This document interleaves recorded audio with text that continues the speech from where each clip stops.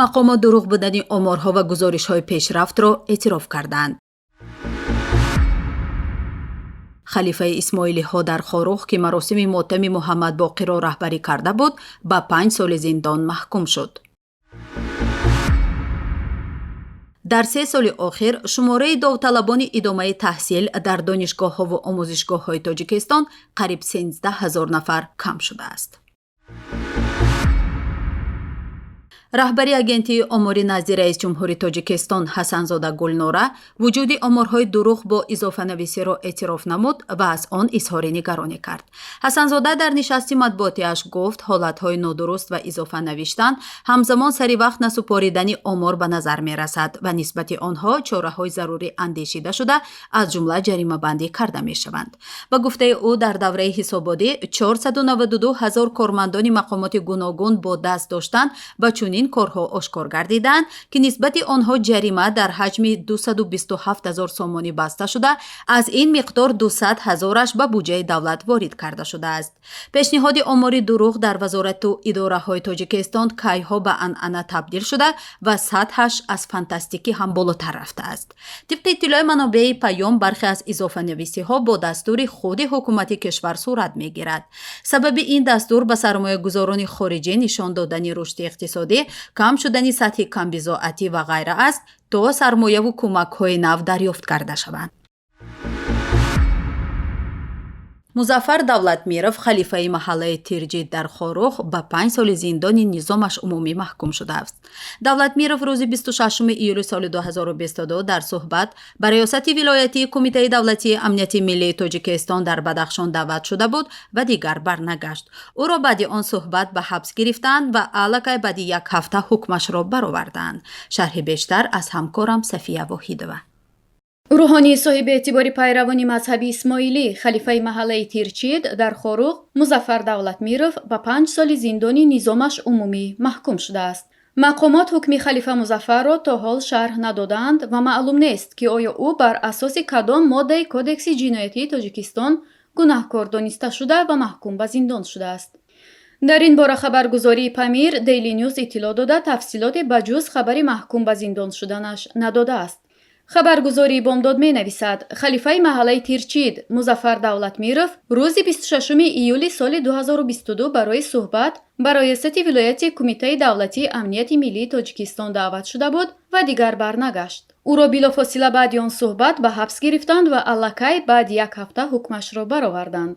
ба иттилои манбаи хабар, маҳз халифа Музаффар маросими мотами лидери пурнуфузи Бадахшон Муҳаммад Боқировро роҳбарӣ карда буд.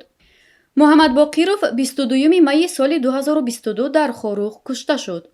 моҳҳои май ва июни соли 2022 мақомоти қудратии Тоҷикистон мавҷи нави эътирозҳо дар Бадахшонро бо истифода аз силоҳи ҷангӣ ва нирӯ саркӯб карданд. даҳҳо нафарро ба қатл расониданд. сокинони Бадахшон мегӯянд, нерӯҳои қудратӣ ба зидди эътирозгарони осоишта аз силоҳи ҷангӣ истифода бурданд. мақомот инро рад мекунанд. созмонҳои байналмилалӣ, аз ҷумла Парлумони Аврупо, ба таҳқиқи байналмилалии ҳаводиси Бадахшон ва таъмини дастрасии озодонаи созмонҳои башарӣ ва ҳомии ҳуқуқ ба маҳалли муноқиша даъват мекунанд. маркази зидди табъизи Мемориал, ки бар зидди табъиз ва поймолшавии ҳуқуқи инсон мубориза мебарад, дар пойгоҳи расмиаш навиштааст, ки саркашии мақомоти Тоҷикистон аз муколама бо аҳолии вилояти мухтори Кӯҳистони Бадахшон, саркӯби шадиди эътирозҳо, набуди тафтишоти одилона ва шаффофияти комили тафтишот ва мурофиаҳо, набудани дастрасии пурра ба ёрии ҳуқуқӣ ба айбдоршавандагон фазои депрессияро дар минтақа афзоиш медиҳад.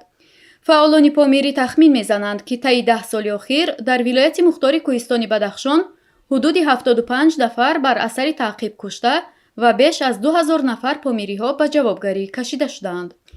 барои минтақае ки ҳамагӣ ҳудуди 220 000 нафар аҳолӣ дорад, ин рақами бузург аст.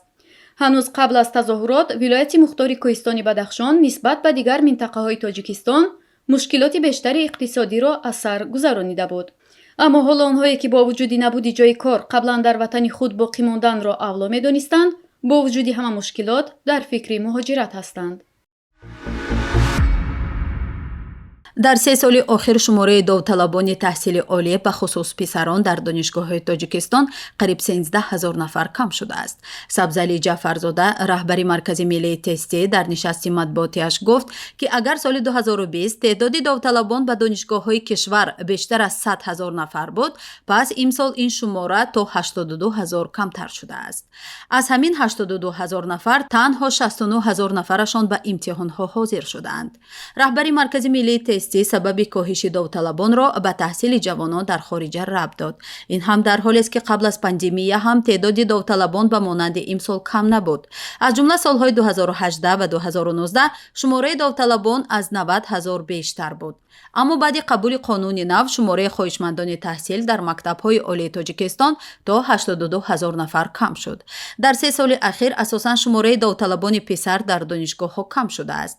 агар соли 2020 қариб 57% довталабон писарҳо буданд, пас имсол ин теъдод ба 53% кам шудааст. коршиносон ба таври назаррас кам шудани теъдоди довталабони таҳсил дар мактабҳои олиро натиҷаи қабули қонуни нави даъват ба артиш медонанд. қонуни нави хидмат дар артиши Тоҷикистон аз аввали соли 2021 қабул шуд. бар асоси он донишҷӯёне ки дар кафедраи ҳарбӣ таҳсил мекунанд бояд 1 сол хидмат кунанд ва муҳассилини риштаи магистратура ва докторантура ҳаққи ба таъхир гузоштани хидматро надоранд ва бояд ба хидмати ҳарбӣ раванд. 2 соли охир садҳо донишҷӯро мақомот аз донишгоҳҳо рабода ба хидмати ҳарбӣ фиристодаанд. Воҷибҷон, Трамп хориш кардан маҷбурӣ. Студент будӣ? Иҷода мехондӣ? Коллеҷ техникӣ да? Эҳтиёт кихта воҷибҷон. Қатите. Гап неста.